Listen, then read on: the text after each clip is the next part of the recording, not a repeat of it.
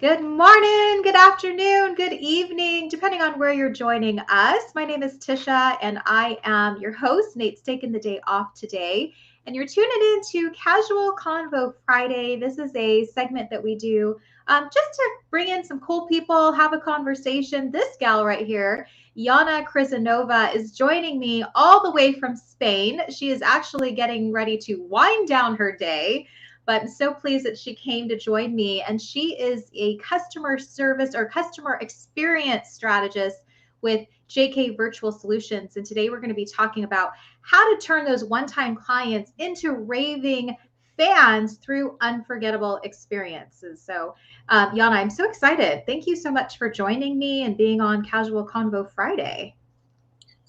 Hi, Tisha. Thanks so much for having me. Actually, I am excited to be talking about this. This is very close to my heart. It's something I'm passionate about. So I'm happy to have a conversation. Good. All right. Well, just some quick housekeeping announcements. If you're tuning into this live on Facebook, on LinkedIn, or on YouTube, then Jana and I are here. We are doing this live. So make sure that you pop us a comment or a chat in the messages box and then let us know like where you're tuning in from. And then if you have questions, make sure you ask because we'll bring those in real time and answer those while we're on this broadcast. But real quick story, Jana and I, we met through LinkedIn. And I remember we scheduled an appointment. I think it must have just been through engagement or a post, right, Jana? It was probably off of one of my posts or someone else's post. But nevertheless, we connected, and I know we were trying to schedule, and you're like, can we reschedule this because I'm like right now on the top of a mountain in Spain.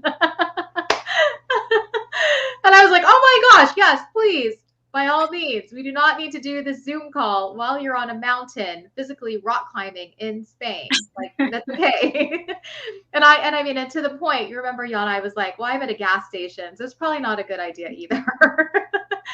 So I love that people can connect worldwide. Like, that is such a cool experience to say, I know someone in Spain, like she physically lives in Spain. And such a great experience. So talking about experiences today, love it. Love that. Yeah, it was quite an interesting one on both our ends. Yeah, I was really struggling with the Wi-Fi because of the location where I was at. So I'm really glad we were able to reschedule, and then it all led to this interview as well. So Yeah, no problem. Good stuff. All right, let's talk about a little bit more about what you do and who is it that you work with. And really, I guess my big question is we talk about like how to turn these one-time clients into raving referrals and raving fans.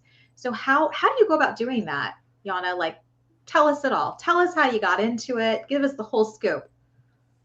um, really good question, and I don't want to go into my whole life story, but basically, what I'm doing now is really I work with small business owners or small and medium-sized business owners, usually solopreneurs who are scaling their businesses, and they are trying to provide the same kind of VIP type experiences that they were having with their one-on-one clients. They are bringing it into a group environment. So it's the business owners who have group programs. They run them online, and they have some sort of a live element in it. So they are, whilst they are delivering their program, they also are trying to build a community and provide an experience around that program. And so what I help with is really looking into those experiences that go with attending the program and making it into something really memorable and really worth sharing with the world. Um, I it kind of it was kind of a journey for me to get to really focus on this experience delivery, but it goes into everything and anything, when I was working with business owners before, it was about me improving experiences for them running their own businesses, and now it's more about improving experiences for my clients' clients. Oh, fun. I like that. And what's been some of the feedback that you've gotten from your clients when they go through some of these experiences, Jana? So it's really usually the feedback is all around how working with my client made them feel, what it was like for them, how it was being part of that community, how it was different from other programs because of that experience. So it was not just about the content of the program, which is usually the thing why someone signs up with you to do that program with you. But Mm-hmm. then what they remember is not that content. What they remember is that experience that they've had with you. And that's what they share with other people who ask. So if someone asks you how it is to work with that person, what do you say? Like you just like talk about the experience that you've had there, right? Right. Which just leads me to that question about programs, because so many of us are trying to push a program, but we really are pushing the experience. And you and I are very similar because I call myself a chief experience officer and you are customer experience strategist, because it really truly is not about the product or the service, but it is about the experience and the feeling that you leave people when you work with them. Yeah, I totally believe it's all about the experience. Whether we pay for something or not, it's all about the experience we have. Yeah. Yeah, because it is. It's what's going to be memorable and it's what's you're going to be able to share with other people about, oh, it was this way. It's just like you said, like not too many people will remember, oh, it was great content. I went to it and it was great content. Like they're going to remember how you showed up. They're going to remember how you delivered it. They're going to remember all the little things that you did for that experience. Yeah, I like Yeah, it. yeah, they're all part of that journey, all those small things or things that we consider small, but they add to the bigger picture. Oh, absolutely. Absolutely. It all adds up. All right. So when we talk about unforgettable experiences, how can business owners create this? Um, it's kind of simple how to approach that, but at the same time, it's not that easy. And I'm saying that because in order to be able to provide those unforgettable experiences and to even like create them and then deliver them, you really need to take a step back from your own creation and from your own head and kind of put yourself into your customer's shoes. Yeah. That's not always easy. Not always easy. I know that from like when I'm creating something, I really want someone else to look at it and give me some feedback on it because it's been living in my head. It's been there for such a long time. I know more about the topic that I'm perhaps writing about. And I might forget some like steps that are necessary for someone else to know or to go through in order to be able to absorb that content and make most of it. And that's what happens with group programs as well. Hmm. um, it might have been living in your head for a long time before you actually create that program.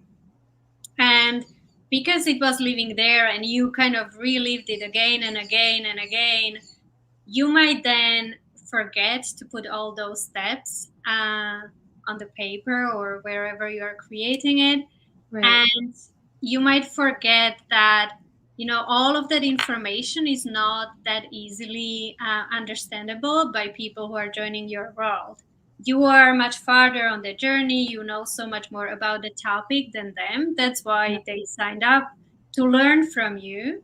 Hmm. So they are not at the same level as you, and you need to guide them on that experience. And in order to be able to do that, you need to put yourself in your customer's shoes. That's such a great point right there. And I mean, I'm not just talking about virtual, but just any experience that you have.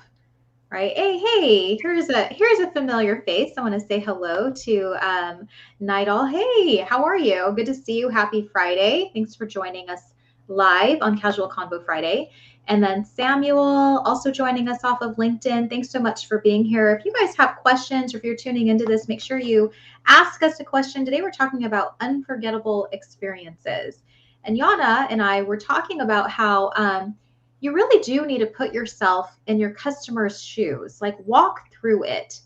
You know, before you launch something, are all of the ducks in the row. Like people, and I'll say this just from planning events in the past and even still now, it really is about like, where do people find frustration? Like if you're getting frustrated with your process or with your experience, it's not going to bode well. So it is such a key element to go through your process first, go through your experience first, and make sure that everything is as you want it for your customer. Yeah, absolutely. Absolutely. You need to know, like, usually people who create programs, they know what they want their clients to learn from them. Right. But sometimes there is not enough thought put into how they want them to feel doing that program, and what they want them to leave with. So what they want them to know when they leave, and also what do they want them to do throughout. And is that clear for the customer as well? Mm-hmm.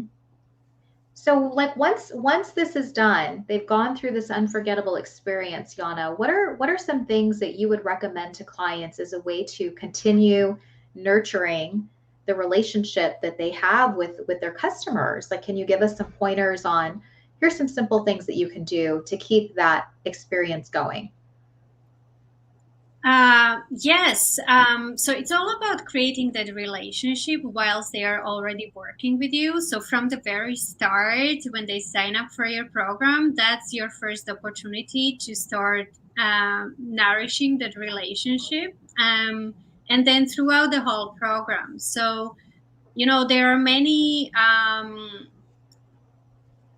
points, or many times that you have those opportunities to create that relationship, to let them ask questions, but also that those are the opportunities to also for you to ask the questions of them, to get feedback from them.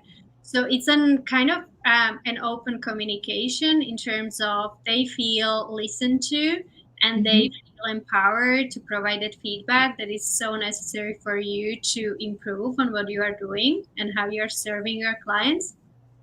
And if you are focusing on nourishing that relationship throughout, then it's easy to continue that relationship after they finished working with you. But also, it does not need to finish when they finish your program, because they might already be prepared. If you were taking them on a journey, they will be already prepared for your other offers that might be really valuable to them. They might already want to sign up to work with you further. So it's really kind of, it's really what the title of this convoy is changing them from one-time customers into repeat clients who are really just eagerly waiting to sign up for your next thing, or to tell other people about what you do and how you can help them, so they refer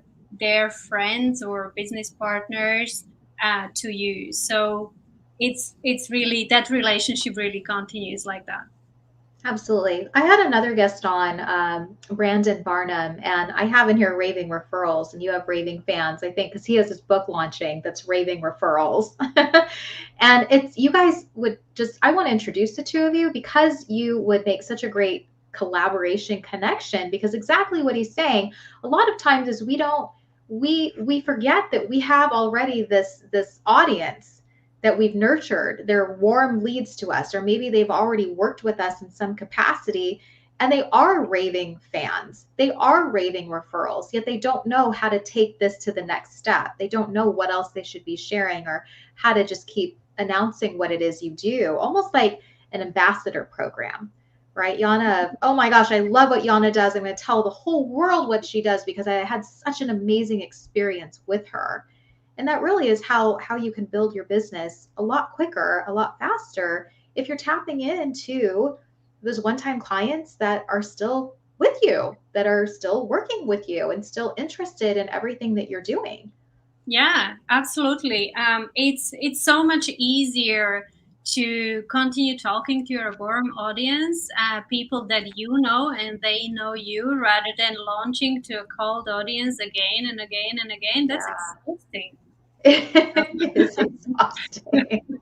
It is exhausting. I'm taking some notes on this because I mean, I'll be honest, I've been guilty a little bit of this, but you're right. Like even my coach is like, Tisha, you already have people that know you, like you, trust you.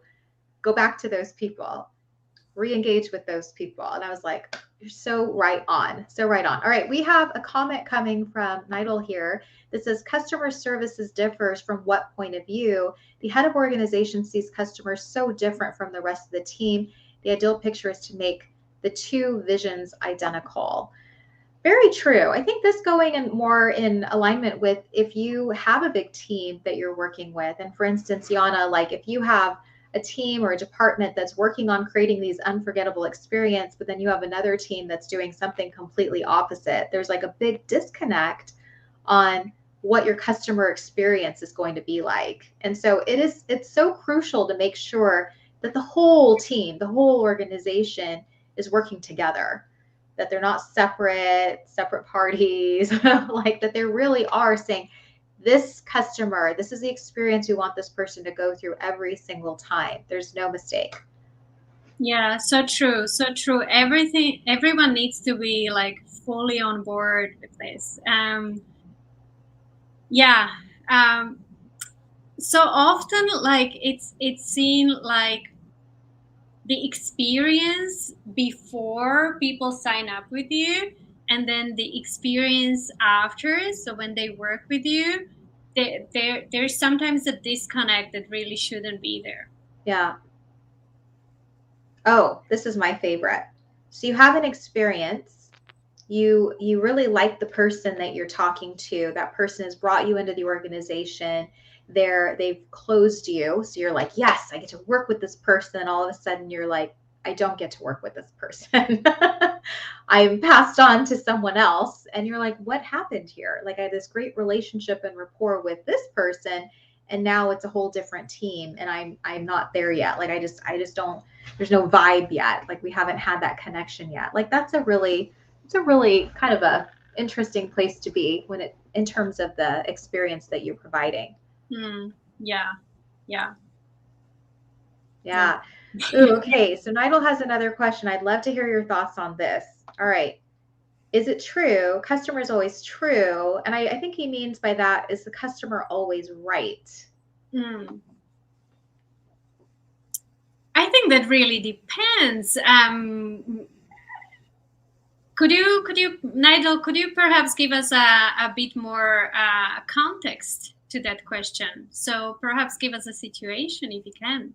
Yeah, that would be great. Yeah. I'm going to say that I like your answer, that it really depends because I can't say that the customer is always right. And I think a lot of us, in a customer service experience kind of position, we can say, oh, but we have to do everything for the customer. But I also feel like sometimes that customer maybe is not the right fit for you, or maybe they have some different expectations. And I don't know. That's my thought on it. But we'll wait for Nigel to go ahead and chime in if you have some examples of what you're referring to there. But Jana, just keep thinking about that. Meanwhile, he's like, my wife is always right. Okay, I remember that. I remember that. There are those people, I'll say, that they always have to be right. They will not let you live it down. And finally, you just have to agree to disagree, right? You're just like, okay, go for it. Like, I'm not going to waste any more energy and breath on this. I think that's for a bigger kind of conversation, but I really would like to touch on what you mentioned just now, that it depends on the expectations people come into with. Yes. I think that's on like in a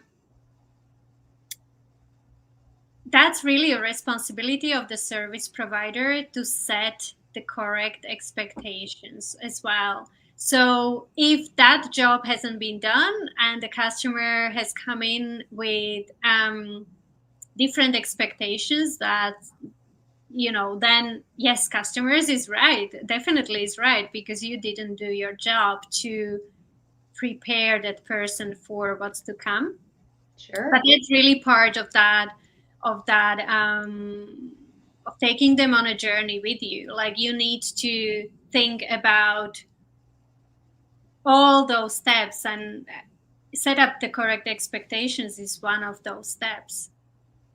I think that's just a great question that maybe is often overlooked, especially if you're in a discovery with a potential client, is just asking that, like making sure that that's part of your questionnaire with them, is what are the expectations that you have? Because I know just in previous businesses, Jana, that has come back. And the client's Yeah. like, well, this is what I expected of you. And it's like, we've never discussed that. This is Mm, what we had as our plan for you, but you never once mentioned that. So she was disappointed toward the end, but it was a very unrealistic expectation. mm. But still, I think that's important to know. That's such a great way to just make sure that you're always delivering that unforgettable experience when you're really in line with what your client, what your customer is looking for. Yeah, yeah, there is definitely a lesson there to learn from, because, well, you've learned your lesson as well. You probably ask more questions of your customers before they start working with you now. Yeah. Um, so it's part of the process, like getting to know your customers, and getting to know whether you serve the right people with the right service, and then making sure that you are on the same starting line, really. Yeah. Okay. So let's talk about this question. We've talked about clients and how they can deliver unforgettable experiences. But do you have any tricks or tips, Jana, of how businesses can do this, how they can approach this? Yes, what I usually say, the easiest approach to take with this is a travel approach. As you know, I'm very passionate about traveling and exploring, and so this analogy is something that I use when I talk about the customer journey and customer experience as such. And basically, it's you imagining that you are inviting your clients into your country. Okay, so it's a foreign country for them, but it's your home country. So you know that place very well. You know how it functions, you know the language, you know the culture, all of those things. But the people who you've invited into your world, into your country, they might not know much about it.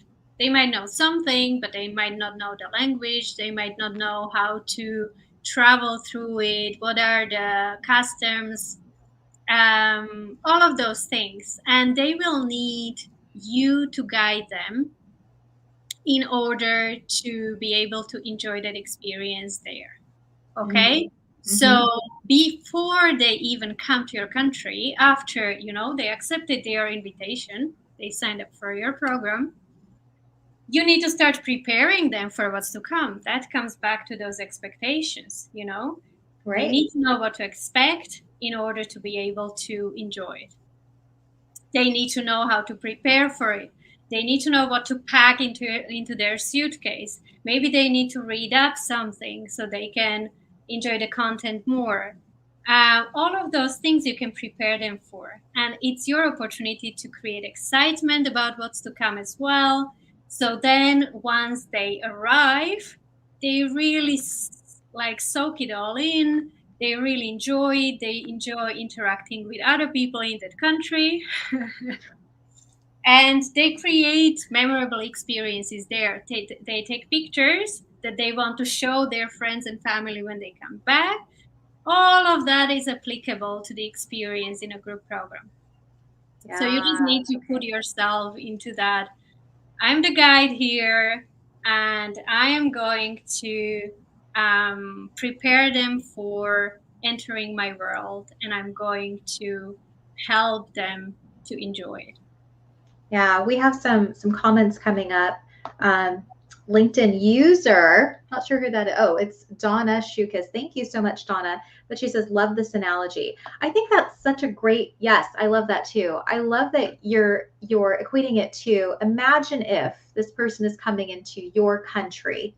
They don't know the lane, they don't know where to go, they don't know the places to see, you know, they have some barriers. Like I'm looking at this, Jana, like I'm entering into a foreign country. Never mind. I'm going to Atlanta next week, in fact, to go visit Nate. But I don't really travel to the South. I'm going solo for business.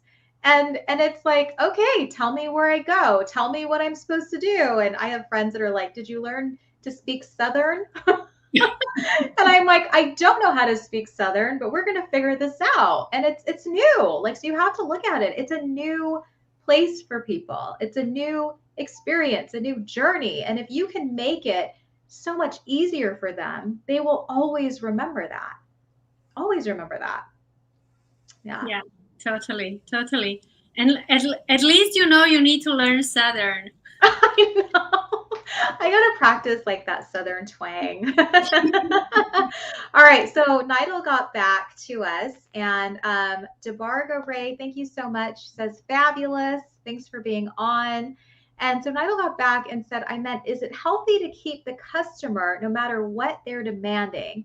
Not above and beyond, but in the case the customer crossed the limits and makes no sense, should you be ready not to serve this type of customer? And I have some thoughts on that too, but Jana, I'd love to hear what do you have to say about that in terms of, is the customer always right? And we talked about expectations, and it's your job as a service provider to be able to uncover and unpack what those expectations are to make sure they're getting the most unforgettable experience. I believe that it's your job as a service provider to set the correct expectations and deliver on those, but it's not your job to be serving everyone. Like if that person is not right for you, then why don't you focus on serving people who are right for you, who are the customers who are gonna be benefiting the most from your services and from working with you? I think that makes so much more sense.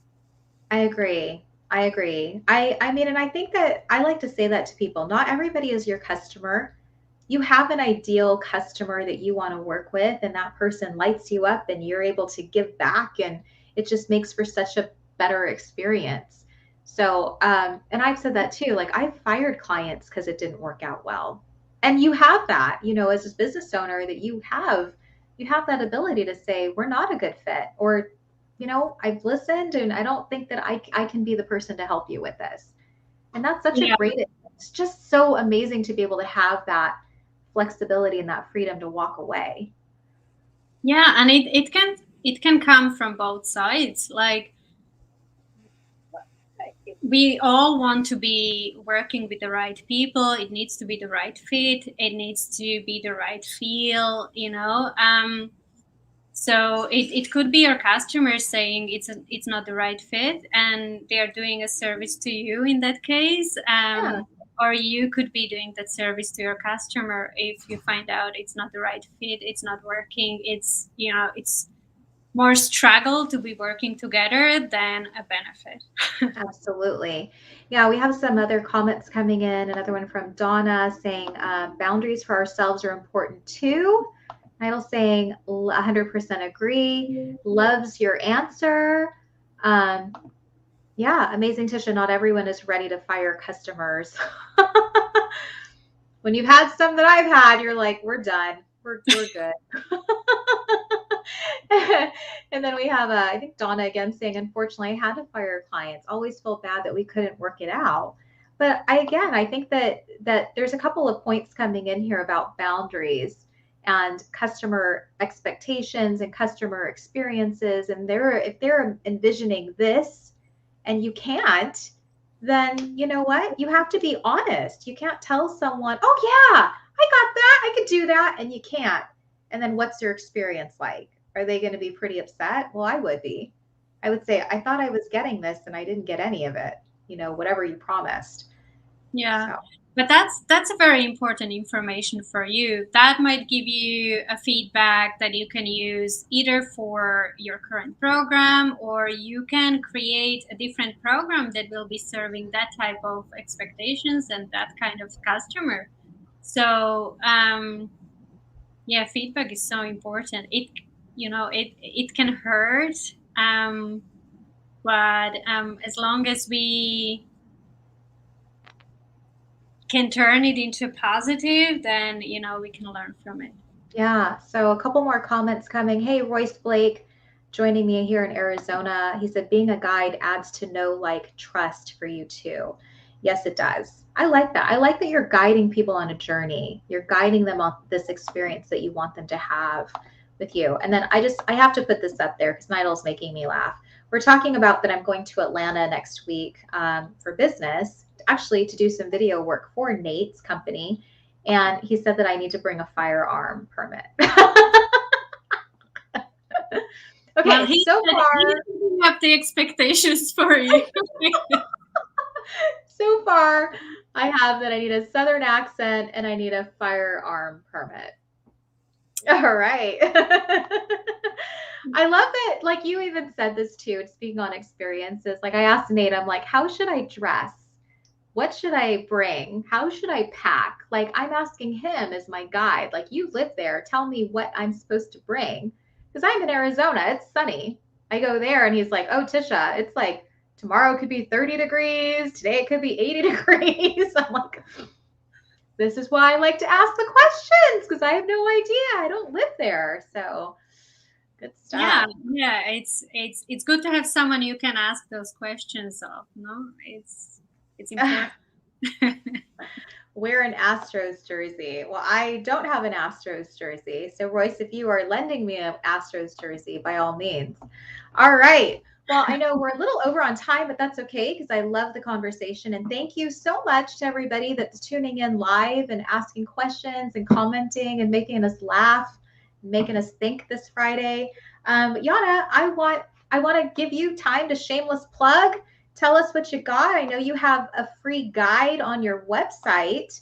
Tell us about the guide and what people will learn from downloading that free guide.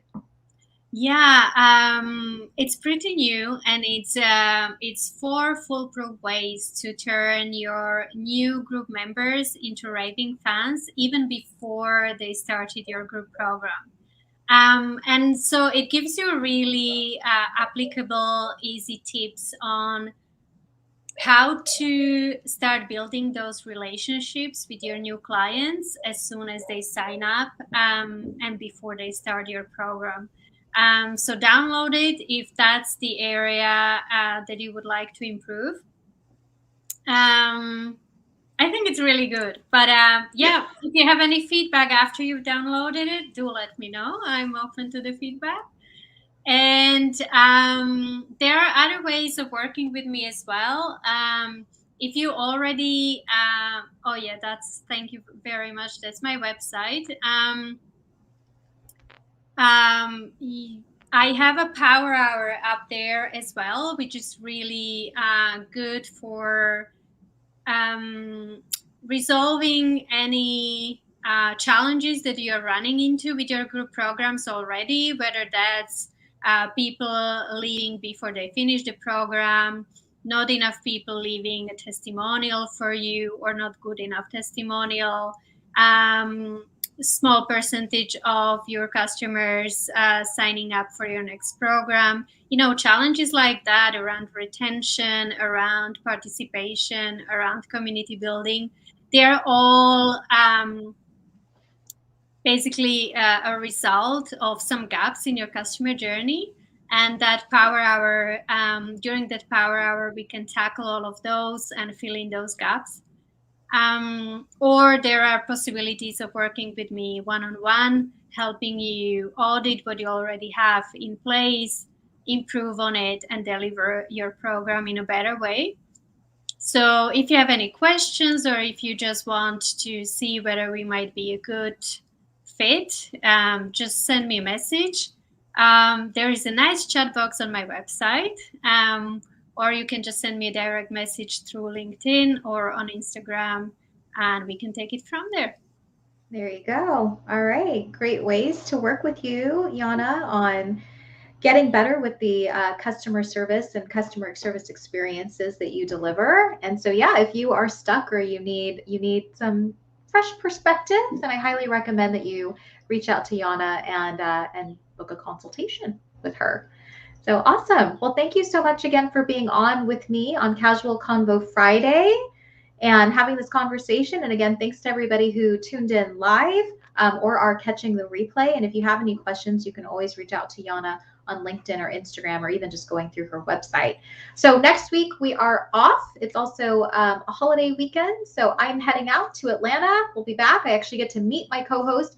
I always laugh because I'm like, wow, we actually get to see each other and see that we each have legs because we've always just been, hey, just this top portion. I was like, well, now you get to see how short I am, and now I get to see how tall you really are, and so that'll be a fun treat. And then we have another guest coming up on the 19th, Amber Griffiths. So make sure to tune in for that. But thanks so much, everybody. Happy Friday. Happy Friday to you, Jana, and have a great weekend. Thank you. You too. Bye.